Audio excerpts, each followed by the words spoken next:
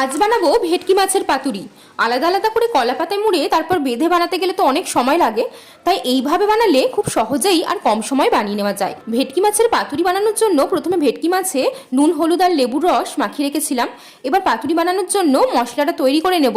তার জন্য নিয়েছি হাফ কাপ নারকেল কুচি, 3 টেবিল চামচ জল ঝরানো টক দই, 1.5 টেবিল চামচ কালো সর্ষে আর 1 টেবিল চামচ হলুদ সর্ষে আগে থেকে জলে ভিজিয়ে রেখেছিলাম, আর নিয়েছি কাঁচা লঙ্কা। এবার এগুলো একটা মিক্সিং জারে ঢেলে নিয়ে তার সাথে দেবো অল্প চিনি আর স্বাদ মতো নুন। এবার ভালো করে বেটে নেব।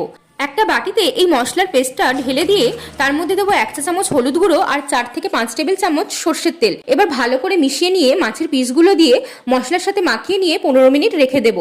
এবার একটা ফ্রাইং প্যানে অল্প সর্ষের তেল গরম করে কলা পাতাটা দিয়ে তার উপর ম্যারিনেট করা মাছটা ঢেলে দেব। মাছের ওপর কতগুলো কাঁচা লঙ্কা দিয়ে দিলাম। এবার কলা পাতাটা মুড়ে নিয়ে ঢাকা দিয়ে 25 থেকে 30 মিনিট লো ফ্লেমে রেখে দেব। তাহলেই তৈরি হয়ে যাবে ভেটকি মাছের পাতুরি।